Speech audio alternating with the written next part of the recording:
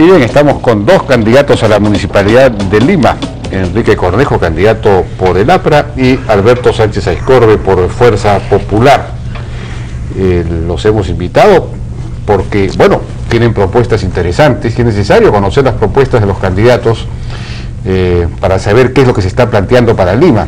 Lima es un gran desafío, es un gran problema y necesita soluciones serias, inteligentes. Y es bueno conocerlas porque esto nos sirve también para medir la valía, la verdadera, el valor, digamos, de las propuestas del candidato que está puntero, propuestas que prácticamente no se conocen, se conoce de las pocas que ha explicado. Una de ellas, la del monorriel, pues es una propuesta fallida porque no respondía, digamos, ya es una propuesta que ya existe por un lado, y por otro lado hay otra que es mejor que esa, la de la línea 6 del metro. Y bueno,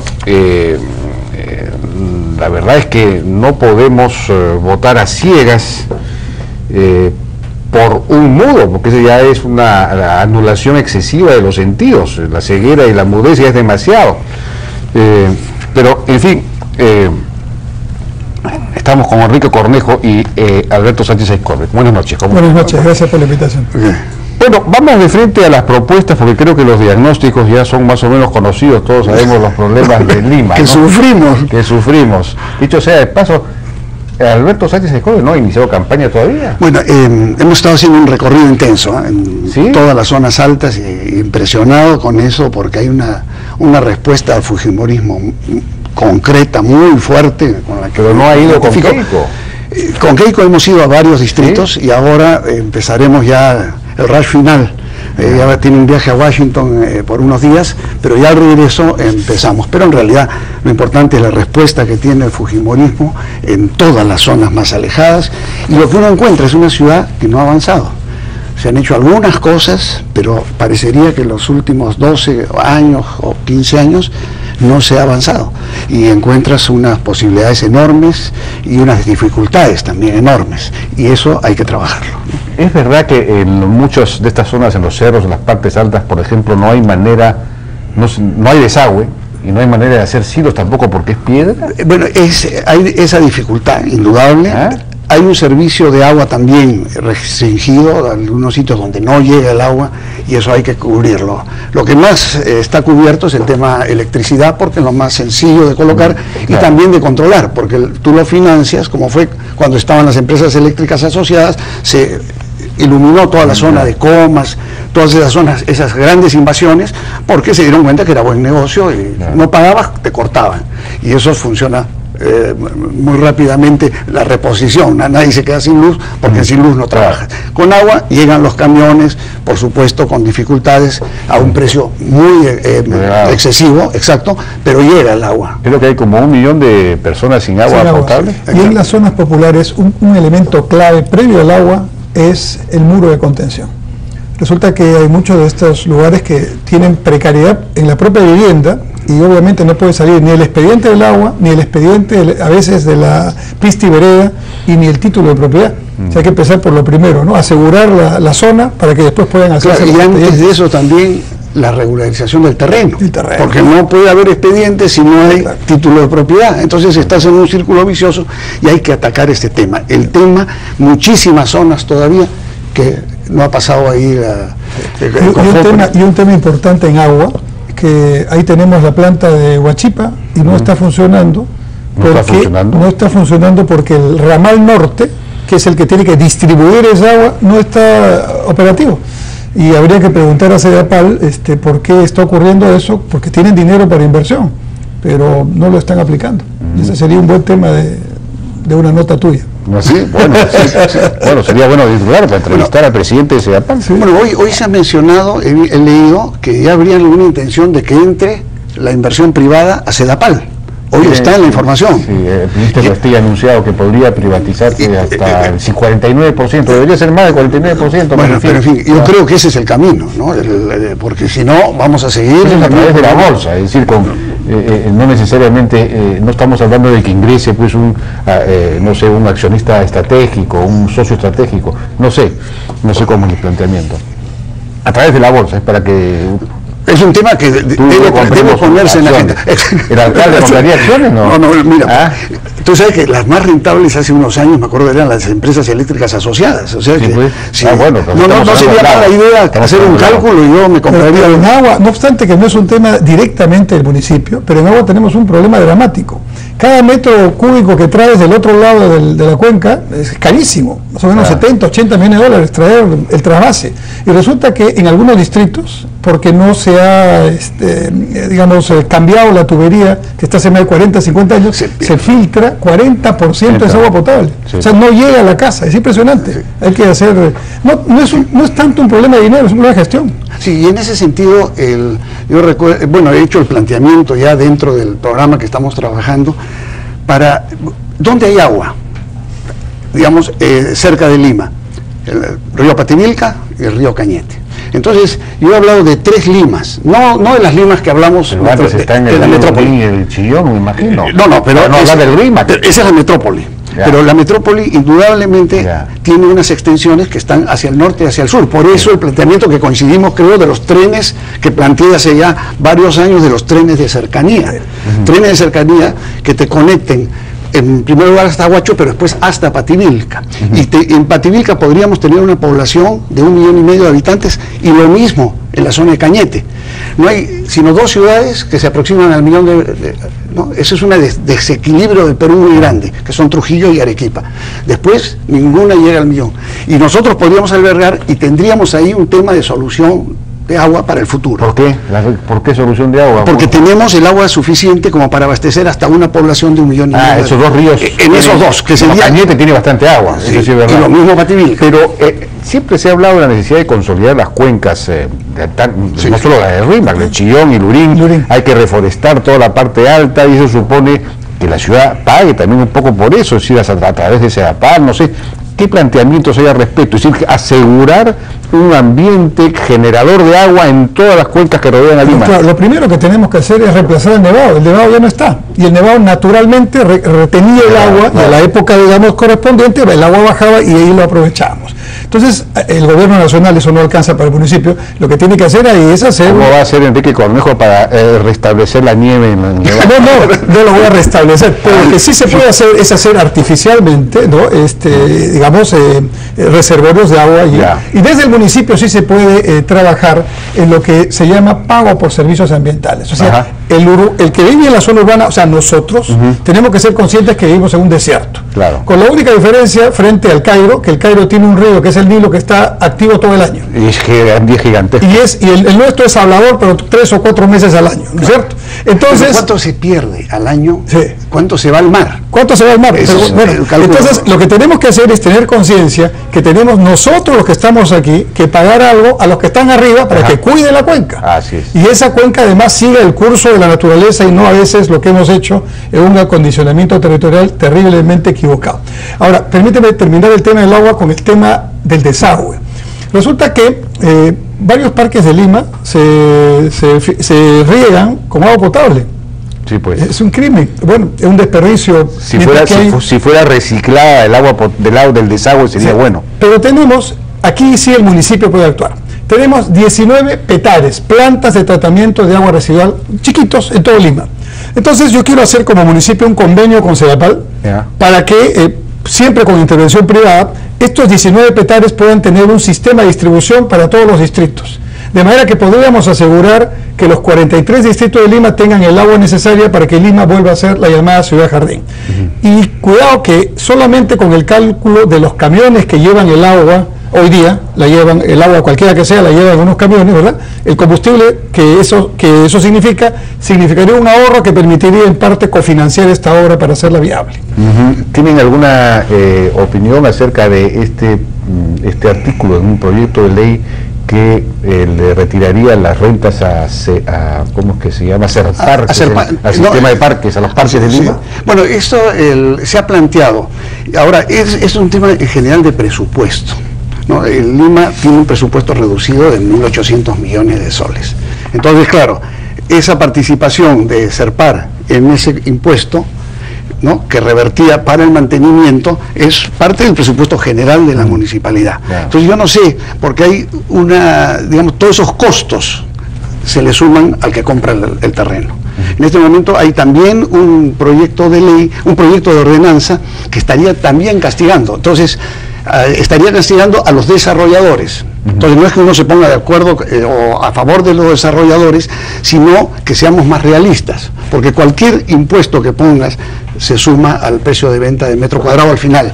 Pero eso es un tema ya, digamos, técnico, pero que hay que discutirlo, porque se está preparando sin la debida, lo que es lo que nos pasa siempre, no conversamos, no hay consenso, sino que te aplican la norma y de repente el problema viene después. Hay que mirar a Lima, creo, primero como una megaciudad y en segundo lugar con la perspectiva de 40 o 50 años de cada cosa que haces. Por ejemplo, ya tenemos Taboada, ahora va a empezar La Chira. Por primera vez el mar de Lima y Callao va a estar limpio. Hoy han ido a inspeccionar el presidente las obras de La Chira, que es un proyecto que se ha demorado 10, 15 años. Había varios problemas ahí, pero a lo que voy a decir, La Chira fue en la época de Belmont. Se anunció con pompos y platillos la cámara de rejas en La Chira. No es posible que en el Perú se demoren tanto. Pero veintitantos metros cúbicos van a ser tratados junto con Taboada, suman casi toda la producción de desagüe de Lima diaria. Pero el crimen, cualquier persona que viniera del extranjero y dijera, oye, tiene ya 2 plantas de tratamiento, lo felicito, pero la mala noticia es que los veintitantos metros cúbicos los vamos a tirar al agua. Claro, pero mar adentro, no, si mar adentro. Sí, no va a llegar a la cosa. Ya el mar queda limpio, pero en otras ciudades pedirían 1 metro cúbico como una bendición de esa agua para reciclarla. El reuso es otro concepto que tenemos que empezar a... Bueno, aparte de esa agua, creo que va precisamente a la pampa de San Bartolo, ¿no? El caso de La Chira. Las papas de San Bartolo se van a regar o se riegan ya. Hay una pequeña planta de tratamiento que le llaman Lurín, no está en Lurín, pero que maneja Sedapal, que sin embargo no terminó de desarrollarse porque los terrenos donde supuestamente se tenían que hacer la actividad agrícola se lotizaron y se urbanizaron en algún gobierno. Ya, entonces, ¿qué habría que hacer?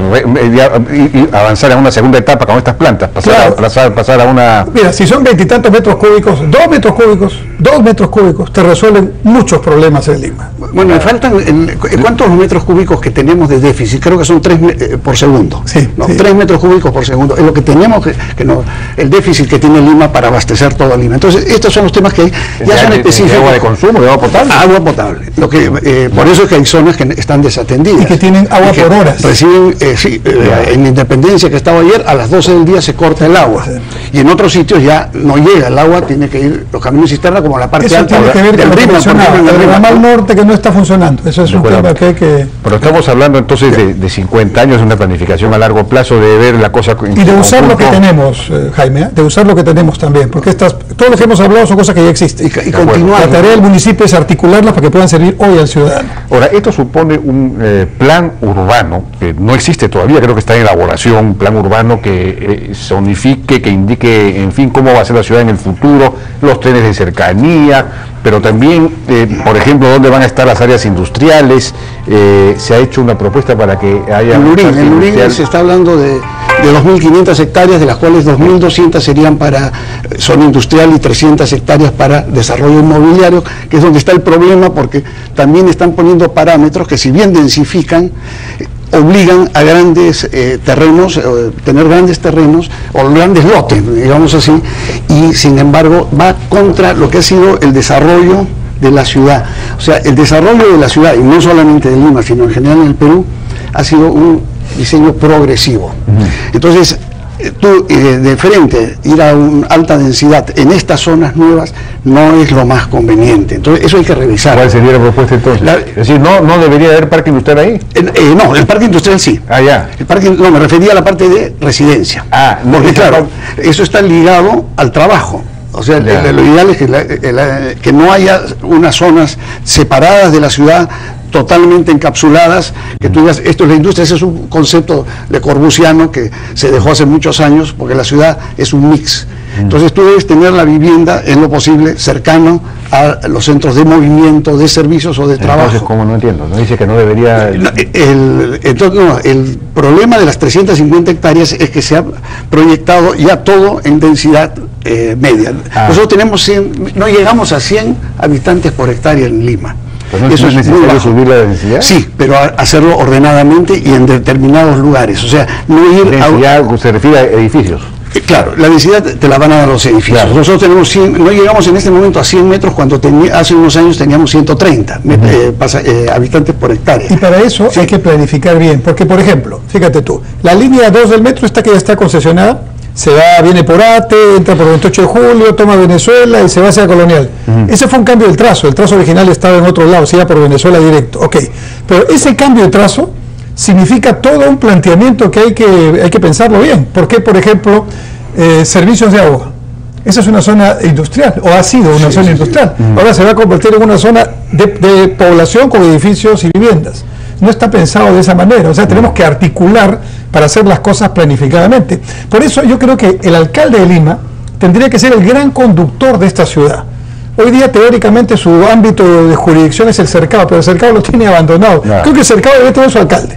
Y el alcalde de Lima tendría que ser el gran coordinador de los 43 o 44 distritos, que definitivamente es una tarea, yo lo veo, él como alcalde, ¿no? Seguramente ha tenido las experiencias con los alcaldes provinciales que no puede hacer su junta, ¿verdad? Pero creo que es un desafío. A la larga deberíamos ir también, si pensamos ya en la organización, es de las mancomunidades funcionen.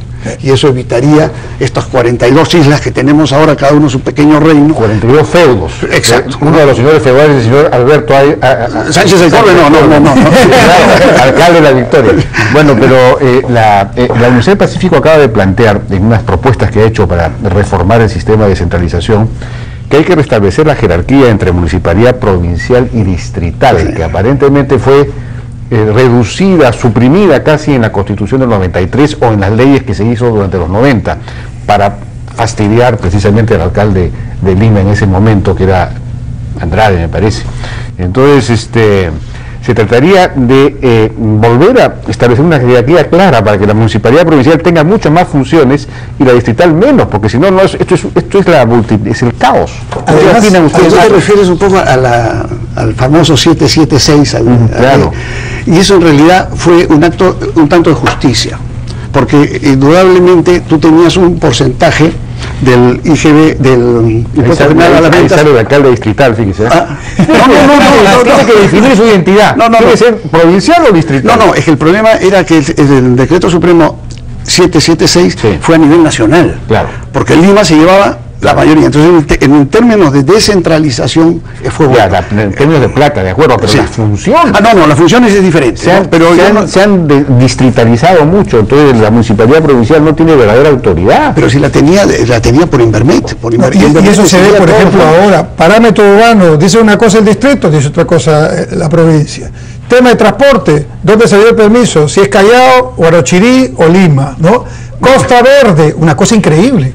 Y yo lo digo porque, por ejemplo, en Interoceánica Norte hay unos taludes 10 veces más complicados que el de la Costa Verde. Y lógicamente los ingenieros, los arquitectos saben qué hacer, hay que estabilizar ese talud. Una forma tiene que ser, obviamente, con participación de inversión privada, tipo Larcomar, sin fastidiar a los vecinos que están mirando, con parques y zonas verdes que estén aseguradas en el malecón, pero que me aseguren el talud. Eso no se va a arreglar con mallas. Claro. Le preguntas a un especialista y te va a decir cómo tienen que hacer las cosas, pero ¿cuál es el problema? Tienes la autoridad autónoma por un lado, tienes que no es autónoma, tienes al alcalde provincial por otro lado y tienes a los distritos correspondientes, cada uno dice una versión diferente. Sí, pero entonces hay que fortalecer la autoridad. A lo que tú decías, el alcalde provincial tiene que ser el líder de este tema. Sí, eso es indudable, pero lo que es cierto también es que hubo un paso atrás increíble, porque la visión de la Costa Verde se planteó. Y se planteó y fue aprobada por unanimidad por el Consejo de Lima. Y en el mismo año 2010, a los pocos meses, se presentó el anteproyecto y fue firmado por todos los alcaldes de la costa. Porque Castañeda dio el paso para atrás y dijo no va.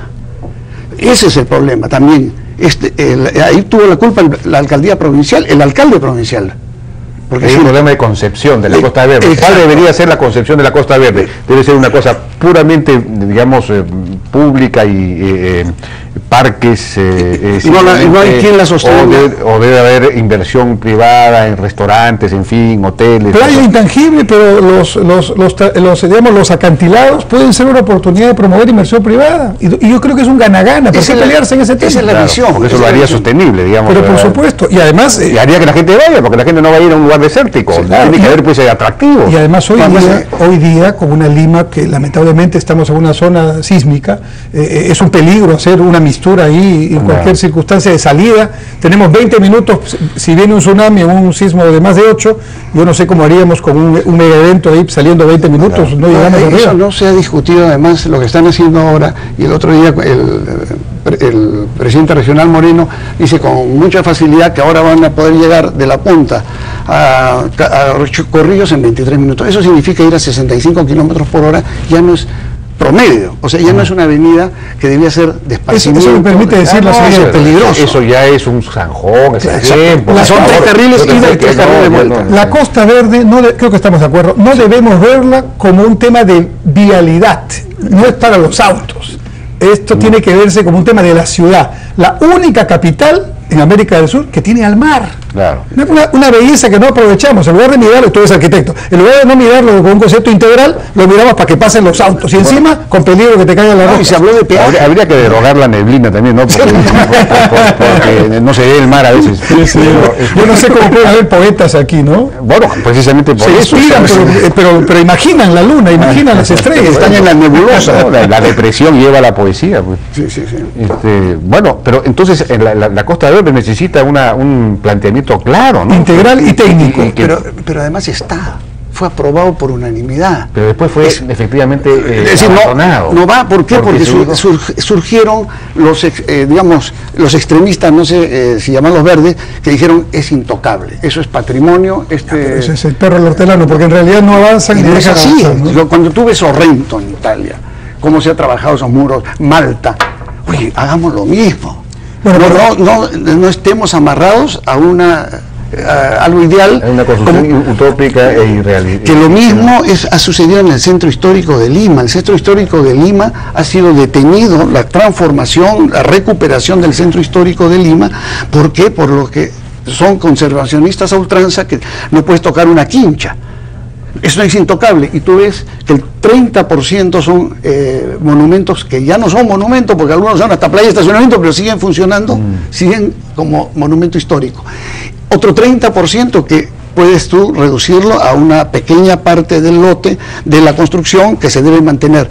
Y el otro es intangible, que son las grandes iglesias, los monumentos, los conventos y algunas casonas como el Palacio Torretal, etcétera. Y eso es un tema fundamental para Lima, la recuperación de su centro histórico. Yo lo que haría para promover eso es, con el gobierno nacional y el gobierno municipal también, sacar del centro de Lima todas las oficinas posibles. Así como en algún momento las entidades privadas se mudaron.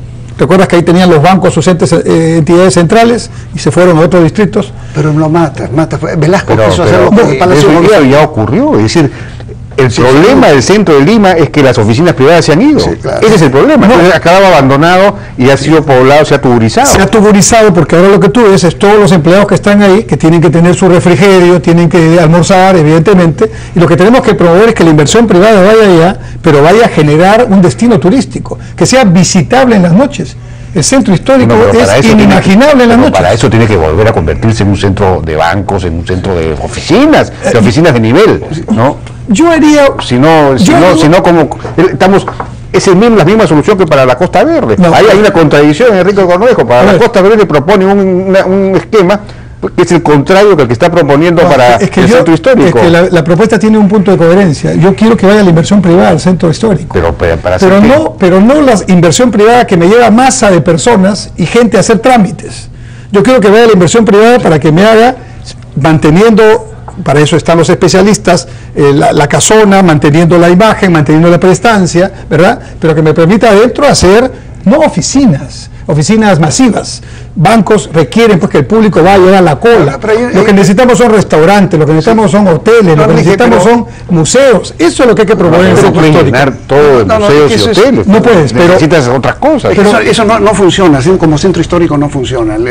Es mucho más complejo, porque todos piensan, no, esto es para el turismo, esto es restaurantes, no funciona así. Pero tiene que funcionar así. Lo primero que tienes que hacer, Enrique, tú y yo, que si somos alcaldes, el primero es sacar a las imprentas. Y el otro día había una marcha. No puede ser que un centro histórico esté lleno y nadie las haya movido. Imprentas en el centro, exacto, ¿no? Una cosa increíble. Exacto. Y eso es un peligro. Pero ahí ese es un reto para el ministro Getzi, que es especialista en diversificación productiva y en clústeres. Sí. Ese es un clúster, que haga los lleve pues no sé, Ancón, a un lugar o Lurín, no sé, una cosa. Y el otro tema también vinculado a lo que estamos conservando son las cuadras de prostitución que hay ahí, que también es un tema que hay que resolver. Bueno, eso es turismo. Turismo pero puede tener otro destino. De alta intensidad. Otro destino. Pero ¿qué hacemos con el centro histórico? Es cierto, es una buena pregunta, porque el centro histórico, el Perú es el único, Lima es la única ciudad, Quito ha recuperado su centro histórico, México ha recuperado su centro histórico, y antes también estaba tuburizado y era un problema muy serio. ¿Cómo han hecho estas ciudades para recuperar su centro histórico? Y Lima no lo ha podido hacer, sino muy parcialmente. Mira, yo creo que dio un primer paso fundamental a Alberto Andrade, en el primer gobierno. Claro, y consiguió $45 millones del BID para la recuperación, ya para inversión en el centro histórico. ¿Pero no se han aplicado? No, se decidió pasarlos al Metropolitano. Ese fue un gran error que cometió Alberto Andrade. Entonces, porque tú sabes que inicialmente el Metropolitano se iba a financiar con 45 millones de préstamo del BID, 45 millones del Banco Mundial y 45 millones de ingreso propio, ingreso a fondo perdido de la municipalidad. En la práctica fue mucho más. Necesitamos un proyecto financiado por el BID o el Banco Mundial. Yo creo que debe entrar. Eso fue una gran pérdida, porque con 45 millones de dólares tú podías palanquear y podías hacer ya la inversión de la recuperación, pero para usos de diferente tipo. Debe haber vivienda, hay que volver a poblar el centro histórico, eso es fundamental, y para eso servía ese dinero. Y había una iniciativa española buena, hay un español que ha empezado a recuperar los edificios de la Plaza San Martín, pero no ha tenido ahora la respuesta, ni el apoyo, ni la decisión del gobierno municipal o del gobierno central, en fin, de todo lo que tenemos que ver con la capital de la República. En el centro histórico hay una mezcla paradójica, hay una sobrepoblación, hay una tuburización por un lado, y al mismo tiempo hay edificios fantasmas. Sí, claro. Hay como más de 1 millón de metros cuadrados desocupados. Entonces, y bueno, uno pensaría simplemente haciendo un razonamiento mecánico, hay que sacarlos de acá y ponerlos de acá. Pero, en fin, no sé, es un tema complejo que no está abordado. No está abordado. En el tema de tuburización es todavía más complejo, porque son familias que viven ahí décadas. Tal vez por 2 generaciones, si no es más, ¿no? Y no tienen título de propiedad. Es un tema entre la beneficencia, la Iglesia Católica y no sé quiénes más. Las monjas. Sí, porque tú sabes que dentro de la Iglesia Católica es un tema bien complejo. La Iglesia Católica está claro. Es un tema bien complejo, porque lo que tenemos es que... Hay que nombrar a Cipriani como alcalde, porque como teniente alcalde. Ha debido presentarse a la elección y seguramente que ganó. Bueno, pero si aplicáramos la prescripción administrativa de dominio, esas familias tendríamos ya que regularizarlas, y sobre la base de esa regularización o se quedan ahí con algún esquema o las mudamos, ¿no?, a otro lugar y generamos allí espacios para la inversión privada. Eso es lo que hay que hacer. Pero hay que tomar la decisión de comprarse el pleito. Ahora, varias vías creo que habría que peatonizarlas, se puede decir, hacerlas peatonales, ¿verdad? Porque creo que también es otro tema. Entra mucho vehículo ahí y eso genera una congestión adicional. Y ahí el tema de acceso es bien importante, porque yo estoy de acuerdo con la peatonalización, que lo ideal sería completa, y que tú tengas acceso a través de shuttles, o sea, los pequeños trenes que pueden ser subterráneos, que vengan de las estaciones principales y te acerquen al centro, o poner, como había yo propuesto, que al llegar en la estación Gamarra del tren eléctrico, tú subieras a un tren ligero, al tranvía moderno, que ese sí puede entrar y no afecta el centro histórico. Los tranvías modernos, los trenes ligeros, como los llaman, tienen esa posibilidad, porque tienen radios de giro de 45 metros, que no los tiene un tren pesado, van casi a nivel del suelo, son silenciosos y no agreden ¿no? al peatón. Entonces, yo creo que si solucionamos ese acceso, no tendría por qué entrar un auto más al centro histórico, ¿no? Bueno, está bueno, el centro histórico es todo un tema, se necesita un gran proyecto, ¿no? Hay que financiarlo, pero hay que hacerlo ya de una vez. No podemos seguir con es una fuente de atractivo turístico. Y por una razón adicional, Jaime, cuando esté listo el aeropuerto Chinchero en el Cusco, y cuando esté listo el aeropuerto... Nadie va a venir a Lima. Nadie va a venir a Lima. Salvo por la comida, Pero tenemos que generar condiciones para que sea un destino turístico agradable, ¿no? De acuerdo, ¿sí? de acuerdo. Bueno, el tema de el transporte público, que ya es el tema, está más trillado, digamos, ¿no? Porque en realidad aquí hay dos asuntos. Por un lado el tema de la infraestructura y por otro lado el tema de la reforma. Me imagino que en el tema de la reforma del transporte, que está comenzando, digamos, a concretarse, no sé qué opinan ustedes, ¿eso lo van a continuar? Me imagino que lo van a continuar. ¿Cuál es su puesta? Los corredores alimentadores, como su nombre lo indica, alimentan a las vías principales. Y las vías principales son, y esto a propósito del fallido monorriel, ¿no? Tienen que ser, todos debemos concebir, ya pasó la etapa de las improvisaciones. Tenemos un sistema de transporte rápido y masivo cuya base es el metro o el tren. Claro. Entonces, los alcaldes, ¿qué tenemos que hacer? Contribuir para que eso funcione más rápidamente, que se hagan los concursos más rápido, que los ingenieros participen de una manera más decidida, en fin, ya. Pero una vez sobre esa base, tenemos que articular, mírate, en Bogotá, el Transmilenio es la experiencia de donde se sacó el metropolitano. Pero ¿qué pasa en Bogotá hoy día? Una gran discusión. ¿Y el metro? Y lo están ahora haciendo con el Transmilenio, ¿no? Que se debió hacer después. En realidad, hablando técnicamente, el metropolitano, primero que el metro, fue una mala decisión. Ahora, ¿que es necesario un corredor segregado de buses? Por supuesto. Bueno, mira, el tema también ahí son los lobbies. Yo lo he luchado mucho, porque he peleado mucho por el tren. Años. El primer artículo que escribí fue en el Caretas en el año 77, de defensa y de planteamiento del sistema de metro. Entonces, ¿qué sucede? Ha habido oposición, una gran oposición, y siempre se pateaba para el futuro. Y ese es el gran error que se ha cometido. Se ha querido solucionar en superficie con buses. Y eso no funciona, y no funcionó en Bogotá. Bogotá, el planteamiento era íntegramente abastecer la ciudad con metropolitanos. Y en Lima se trajo a los especialistas que trabajaron de Japón, que trabajaron en Bogotá, los trajeron a Lima. Yo tuve que ponerme fuerte, porque estaba como presidente ejecutivo del tren eléctrico, para decir, no señores, yo no voy a aceptar, y la autoridad autónoma del tren eléctrico se retira de las reuniones si no me traen un especialista de Japón, en trenes. Y ahí salió las 7 líneas que planteó el proyecto financiero. Pero yo me refería a la reforma de transporte que está llevando a cabo en este momento la Municipalidad de Lima. Se supone que ya va a entrar en operación un primer corredor. Esa reforma, digamos, que es una reorganización completa del transporte.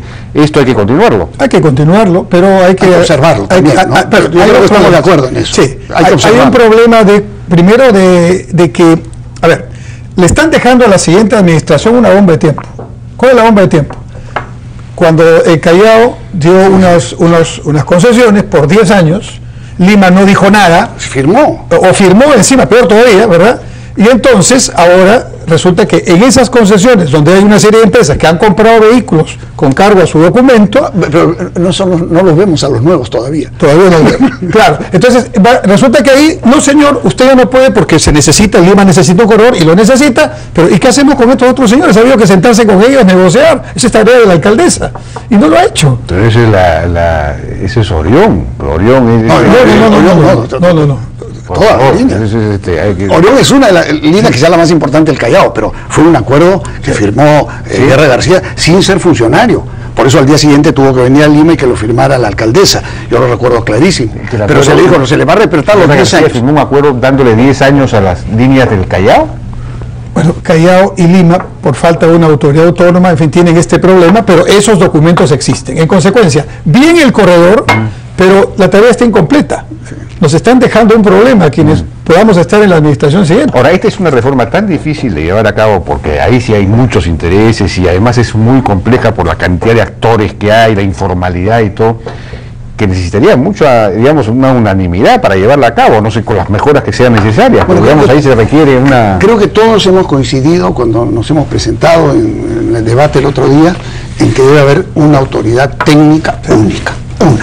Para Lima y Callao. Lima y Callao. Porque el Callao es el puerto de Lima, así como el aeropuerto es el aeropuerto de Lima. El otro día me decían, la región debería ser Lima y Callao, no tendría sentido que Callao sea aparte de municipalidad, región, y Lima aparte de municipalidad, región. Bueno, la región debería ser Lima y Callao, que hay que plantear esas cosas de una vez. Nuestros congresistas a veces sí, pues, se equivocan.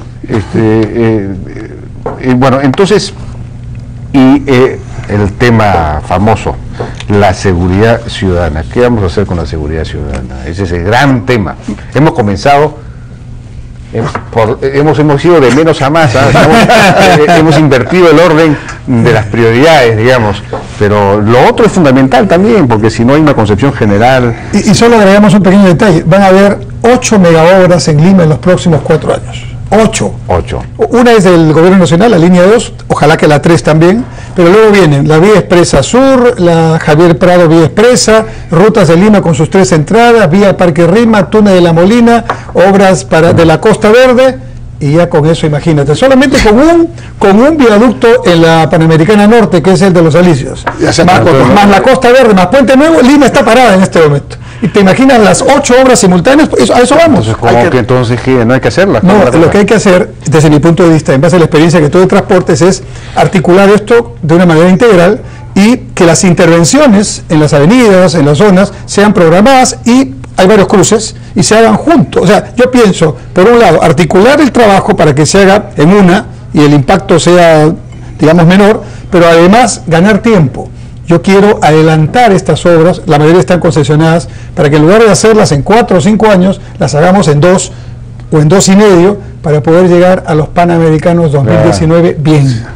Sí, pero por ejemplo, eso se puede hacer, el MEF, que se supone que es el gran destrabador, está trabando el proyecto de Javier Prado, de corredor Javier Prado, la Vía Expresa Javier Prado, hasta así es, por eso, porque es un proyecto privado, es decir, que no necesita ningún cofinanciamiento. Sin embargo, el MEF no le da luz verde. Yo no entiendo por qué. ¿Dónde está el gran destrabador? Lo que sí creo que podemos hacer en este próximo periodo, y quizás sí hasta en 2 años, es usar el ferrocarril central. Que no, o sea, es un desperdicio enorme, un derecho de vía varias veces. Tenemos el estudio de factibilidad financiado por la TDA de Washington. Ese fue además parte del plan que se presentó en 2002. Entonces, ese se puede hacer. Lo que hay que segregar la vía, usar durante el día, y tendríamos una ruta estupenda del Callao a Chosá. Sí. Y eso tiene un gran impacto en el tema de tráfico y en el tema de seguridad. ¿Por qué? Parte del problema es que entran camiones, ¿no? Podríamos hacer un antepuerto en alguna zona cercana a Lima y hacer que allí lleguen, digamos, los camiones.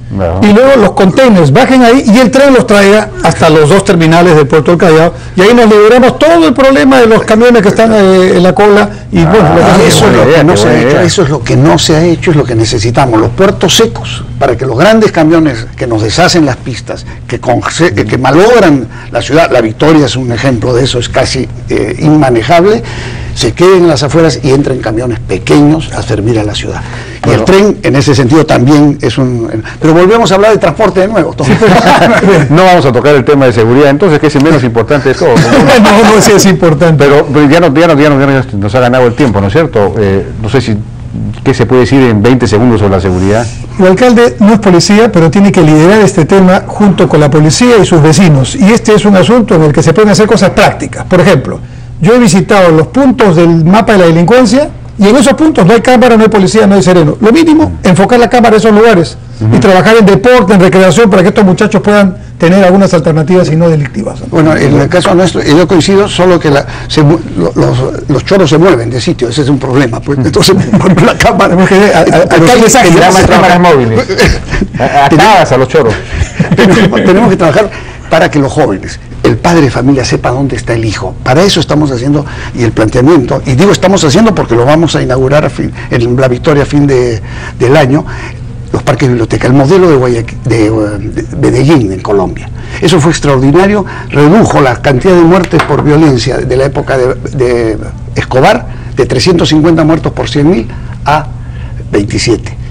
Y es un modelo Medellín en este momento. Rápidamente, porque no tenemos tiempo. Controlar, bueno, en los parques de biblioteca es una serie de funciones que se dan básicamente bajo un marco de la cultura, donde dan clases de todo tipo, donde hay deportes permanentes, correcto, y es el centro. Para jóvenes y también, para los que estamos un poco mayores, también podemos ir. Los adultos mayores pueden ir, o recontra mayores. Sí, no, bueno. La familia, que se reúna la familia. Hay una experiencia bien concreta, Parque de Ramón Castilla, sábados y domingos. Los propios jóvenes, no hay ninguna autoridad allá, se convocan y hacen literatura, deporte. Parque Ramón Castilla, ¿dónde? En INSE. El INSE. Hay que visitarlo un día, un sábado, un domingo. Hay que mandar las cámaras, por favor. Autoconvocados los muchachos haciendo ellos mismos tareas de jóvenes. Sí. Y sin ahora, aquí se completa con clases de teatro, de baile, con Vania Macías, que va a estar con nosotros, con Chioleca en el tema de modas.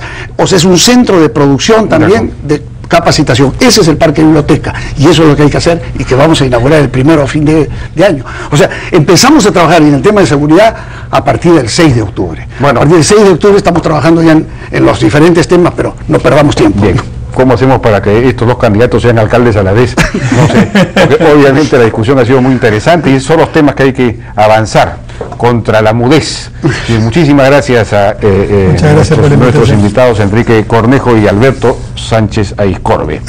Vamos a una pausa y regresamos con Jerónimo Kupling. Él es un empresario maderero, pero que tiene toda una propuesta de integración de la cadena que articula al consumidor final con las comunidades nativas, un modelo extraordinario. Regresamos.